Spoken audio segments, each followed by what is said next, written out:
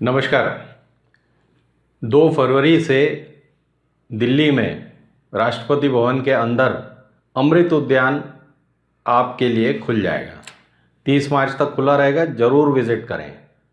पहले मुगल गार्डन खुलता था, अब अमृत उद्यान खुलेगा। ये नाम बदलने की, प्रथा बदलने की ये जो खुजली है या ये जो कोशिश है, और जब एक लंबा समय बीत जाता है तो ये कोशिश अपने आप में सफल हो जाती है। ये खुजली जो है इस सरकार को पिछले 10 साल से लगी हुई है। अब आप एक हिसाब लगाएं। पहले हम चर्चा करेंगे कि कितनी चीज़ों के नाम बदल दिए गए हैं, कितनी चीज़ें बदल गई हैं और क्यों कर दिया गया इन्हें।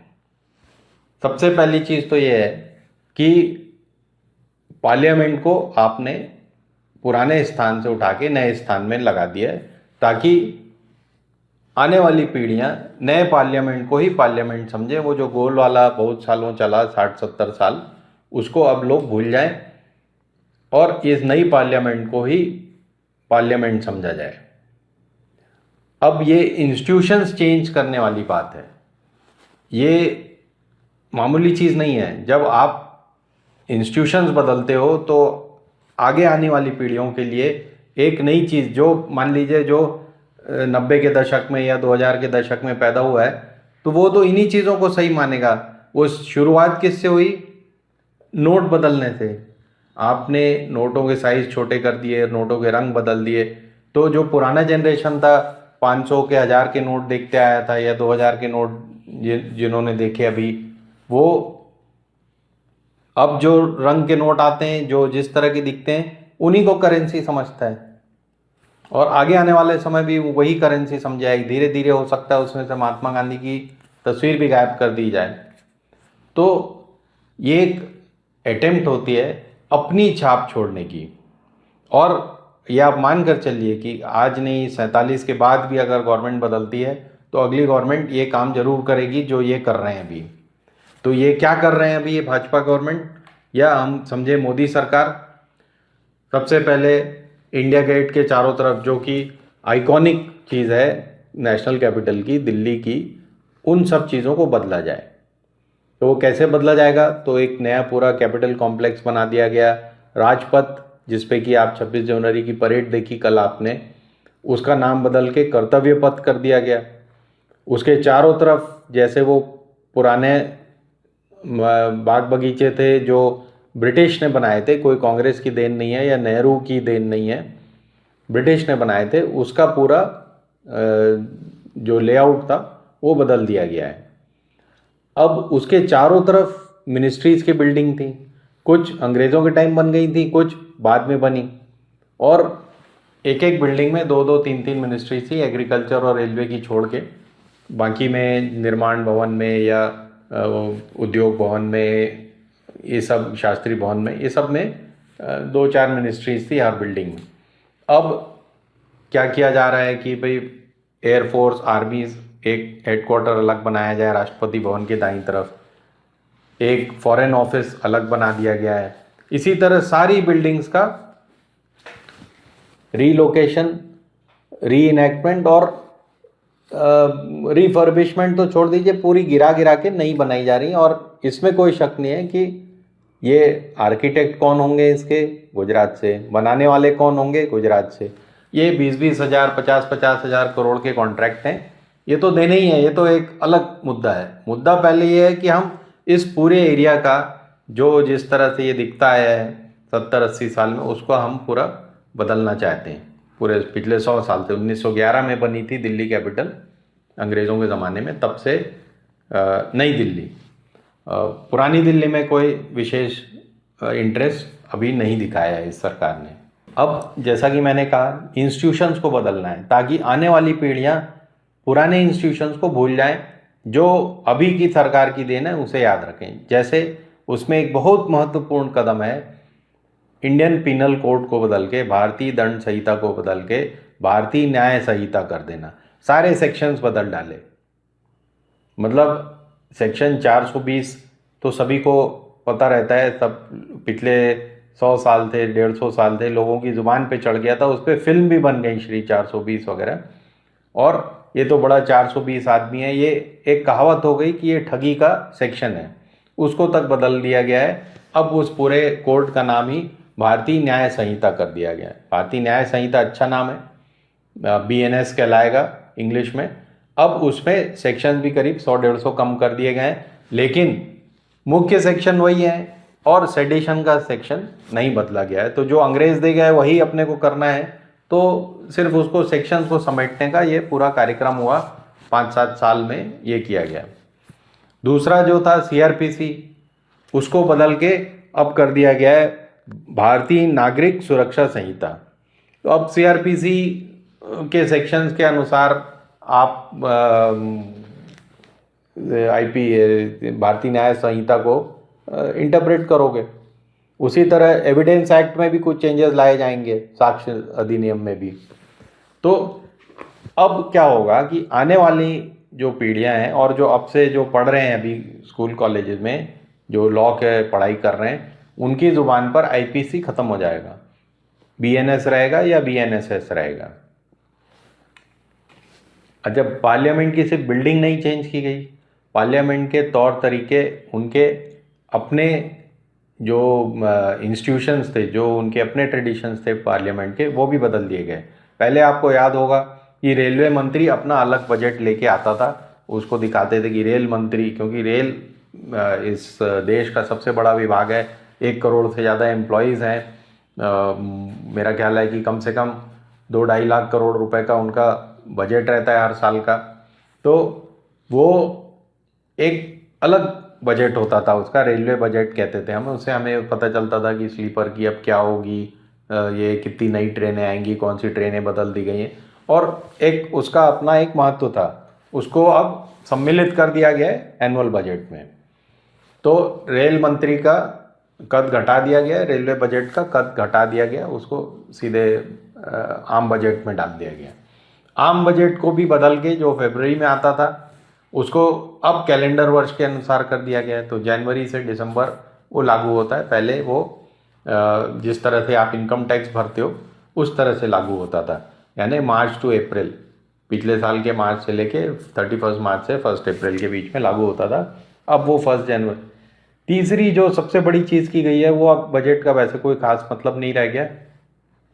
कभी भी किसी भी चीज़ की GST बढ़ाई जा सकती है, 8 से 10% किया जा सकता है, चीज़ों को सम्मिलित किया जा सकता है।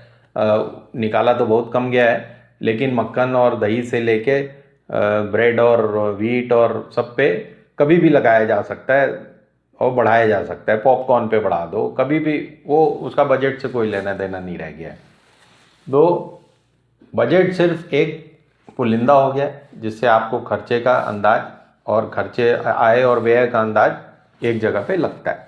उससे भी महत्वपूर्ण क्या किया गया है, आपने देखा होगा, ये जो पार्लियामेंट जो होती है हर देश की, खासकर क्योंकि हम ब्रिटिश मॉडल फॉलो करते आए हैं अभी तक और अभी भी कर रहे हैं, लेकिन जब ब्रिटिश ने पार्लियामेंट बनाया तो ऑपोजिशन और रूलिंग पार्टी आमने सामने बैठते हैं। ब्रिटेन की पार्लियामेंट आप वीडियो निकाल कर देखें, उनमें गैप ही बहुत कम है, मतलब बिल्कुल 5 फीट 10 फीट के अंतर में दोनों पार्टियां आमने सामने बैठे रहती हैं। तो उससे एक माहौल रहता है कि भाई विपक्ष भी उतना ही इम्पोर्टेंट है जितना आप जो कह रहे हो उसको तुरंत हम काउंटर कर सकते हैं। अब क्या किया गया है, अब वो साउथ कोरिया, जापान और ये साउथ ईस्ट के देशों का और नॉर्थ कोरिया जैसे देशों का मॉडल फॉलो किया जा रहा है, जब स्पीकर साहब हेडमास्टर की तरह आगे बैठे रहेंगे और दोनों पार्टियों के लोग स्पीकर को फेस करके बैठेंगे, आपस में वार्तालाप ना हो, सिर्फ स्पीकर के थ्रू वार्तालाप हो, ये कोशिश की गई है। तो आप समझ रहे हैं अगर इस बात को कि किस तरह से इंस्टीट्यूशंस को चेंज किया गया है, किस तरह से चीज़ों को बदला जा रहा है, ताकि आने वाली पीढ़ी सिर्फ ये याद रखे कि ये सरकार थी, उन 2014 में हमें आज़ादी मिली है और ये सरकार थी।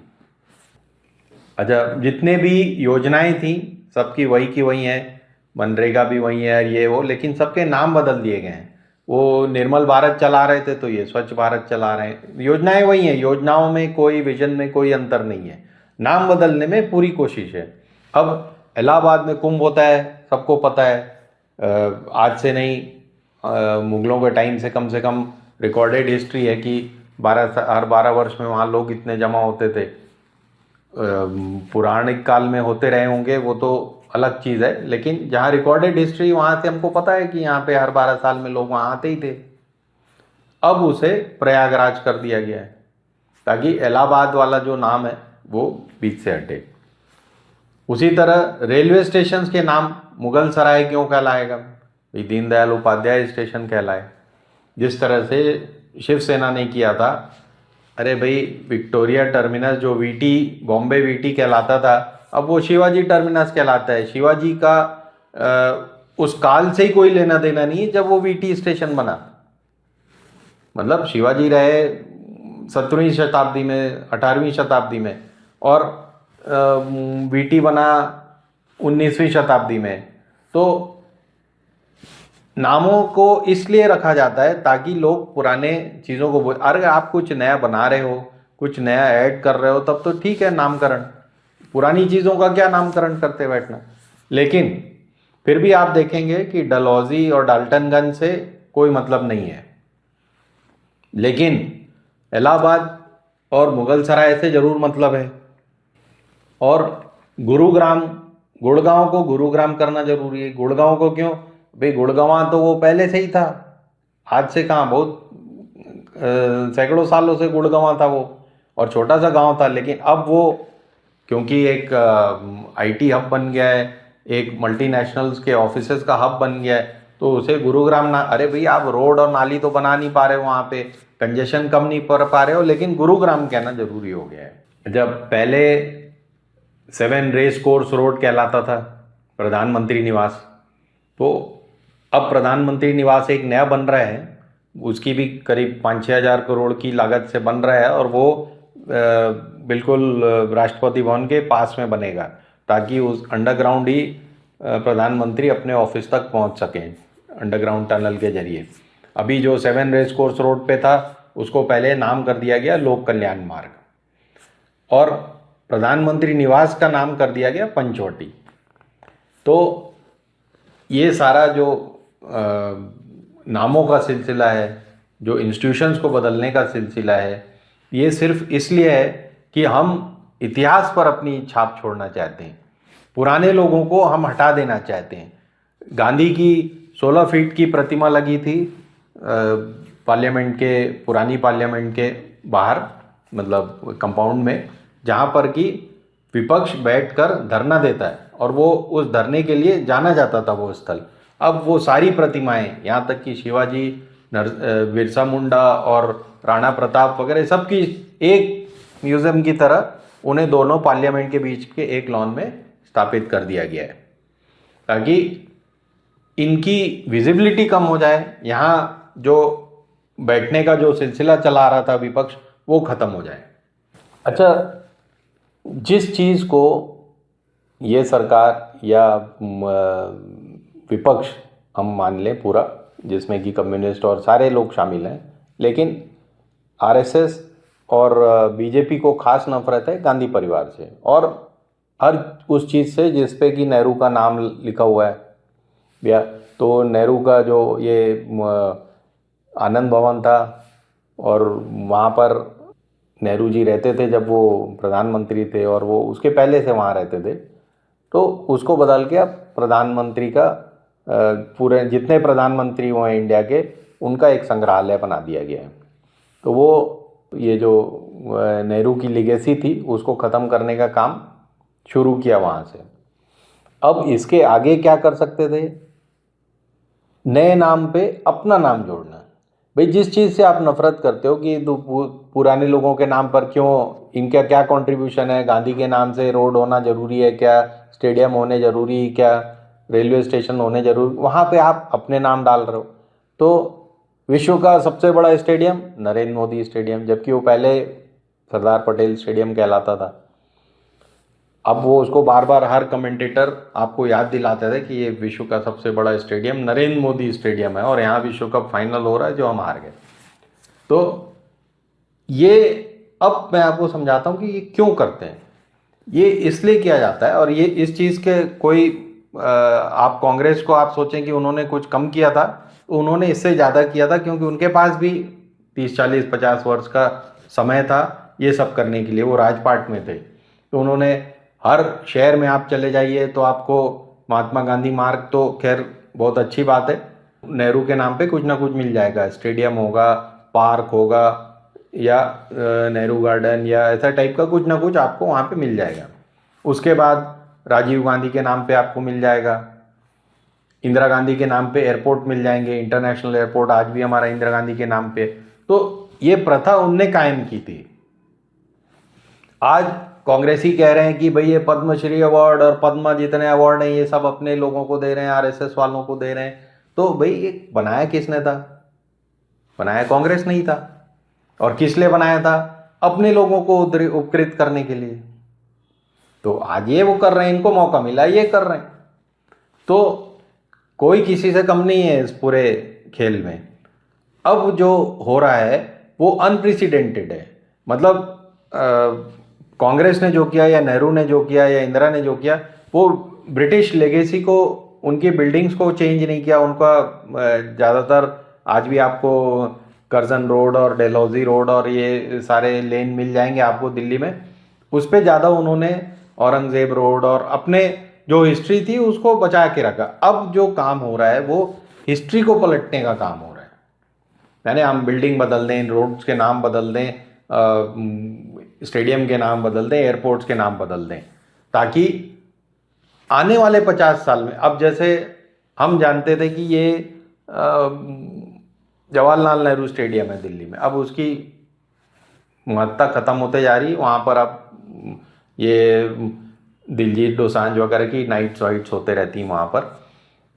वो अब हम चाह रहे हैं कि ये गवर्नमेंट सरकार चाह रही कि आने वाली पीढ़ी सिर्फ ये जाने कि इस सरकार ने ये सब काम किए थे। तो आप देखेंगे कि ये अटेम्प्ट भी होगा आगे आने वाले टाइम पे कि कॉन्स्टिट्यूशन में भी आमूलचूल परिवर्तन किए जाएंगे, क्योंकि इस पे चर्चा हो रही है। अब अमेरिका में चर्चा हो रही है कि रिजर्वेशन वगैरह बंद किया जाए। डोनाल्ड ट्रंप ने साइन कर दिया है कि भाई ये रिजर्वेशन जो कमज़ोर वर्गों को दिया जाता था, ब्लैक्स, इंडियंस, महिलाओं, ये सबको बंद कर दिया जाए। जो प्राइवेट सेक्टर ने तो अनाउंस भी कर दिया कि हम बंद कर देंगे। अब यहाँ चर्चा चल रही थी कि इसको प्राइवेट सेक्टर में लागू करना है, उधर फिर चर्चा शुरू हुई कि भाई ये बहुत ज़रूरी नहीं है। लेकिन अब दो चीज़ों में डिवाइड हो गया है। वो कांग्रेस कह रही कि जाति गणना होनी चाहिए, ये कह रहे हैं कि भाई जाति गणना नहीं होनी चाहिए।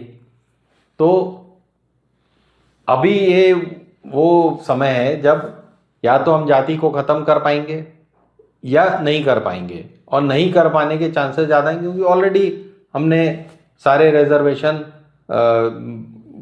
पंचायत लेवल से पार्लियामेंट लेवल तक और प्यून लेवल से सेक्रेटरी लेवल तक सारे पे रिजर्वेशन की छाप ऑलरेडी है। तो जाति कैसे ख़त्म होगी? तो लेकिन जो अटेम्प्ट किया जा रहा है वो सिर्फ ये है कि इतिहास में हम दर्ज हो जाएं कि हमने कुछ किया है। भाई पुराने इतिहास में तो हम दर्ज नहीं हो पाए। तो ये चक्कर चल रहा। पुराना इतिहास क्या था? अंग्रेजों के टाइम में, मुगलों के टाइम में हमने कुछ नहीं किया। 100 साल से आरएसएस है, उसने स्वतंत्रता संग्राम में कुछ ज़्यादा योगदान नहीं दिया। तो अब वो चाह रहे हैं कि भाई हमारे जो नाम है, श्यामा प्रसाद मुखर्जी, सावरकर, इनके भी पोर्ट्रेट पार्लियामेंट में लगा दिए जाएं, ताकि लोग इस बात से संतुष्ट रहें कि इनने भी कुछ किया था। खैर, ये हर सरकार करती है, जैसा कि मैंने कहा। ये उसको थोड़ा ज़्यादा कर रहे हैं। आप क्या सोचते हैं इस बारे में? हमें ज़रूर बताएं। धन्यवाद। हिंदुस्तान जिंदाबाद।